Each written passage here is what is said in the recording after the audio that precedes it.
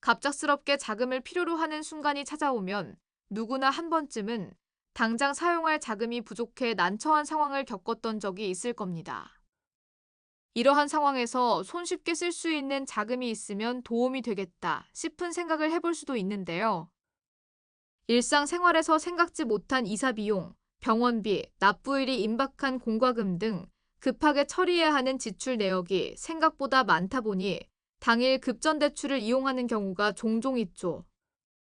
그리고 이와 같은 상황을 겪게 되는 유형에는 신용카드 결제일이 바로 코앞으로 다가왔거나 계좌에 잔고가 떨어진 상황이 생겼을 때 필요한 현금을 확보하게 됩니다. 이런 경우에 일반적으로 떠올리는 해결 방안으로 가족들이나 지인에게 자금을 빌리는 방법도 있는데요. 하지만 요즘같이 경기 침체가 계속해서 이어지고 있는 시기에는 대부분의 사람들이 어려워하는 상황이기에 다른 방법을 찾아봐야 합니다. 이때 다양한 종류의 서비스 상품을 살펴볼 수 있는데 우선적으로 떠오르는 단어 중 하나가 당일 급전대출입니다.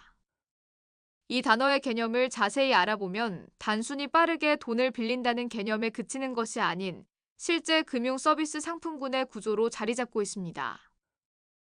특히 요새는 이금융권 사이에서 다양한 소액자금 서비스 상품군을 제공하고 있기 때문에 상세히 알아보면 도움이 될 수 있습니다. 하지만 직장에 재직 중이지 않거나 소득 증빙을 하는 것이 어려운 분들도 분명히 있을 텐데요.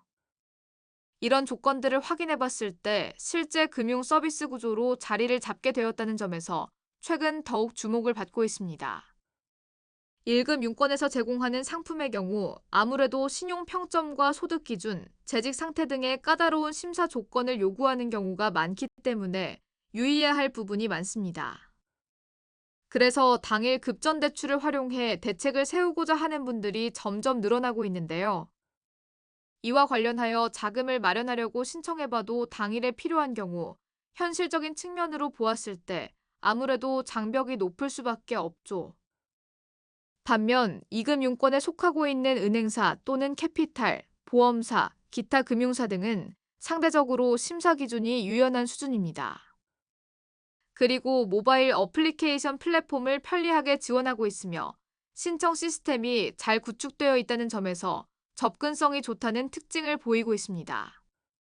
그만큼 다양한 조건에 부합하는 서비스 유형을 확인할 수 있는데 일반적으로 이금융권 상품군을 살펴보면 본인 명의로 가입된 스마트폰으로 간단한 본인 인증 절차만 거치면 신청을 할 수 있습니다. 특히 하루 내에 결과 확인이 가능하고 그와 동시에 자금 입금 처리까지 순차적으로 이루어지기 때문에 시스템이 유용하게 다가올 수 있죠. 당일 급전대출을 제공하는 곳들을 하나씩 살펴보면 대다수의 경우가 무서류, 무방문 구조로 진행되고 있기 때문에 지원을 받아보는데 조금이나마 부담을 덜 수 있습니다. 특히 대상자의 당일 급전 서비스 접근 방식의 장벽이 낮아지기에 혜택이 굉장하게 느껴지기도 합니다. 이러한 상품군들이 가능한 가운데 최근 운영되고 있는 금융사들의 비정형 데이터 심사 서비스 시스템을 갖추고 있다는 점이 부각되는데요.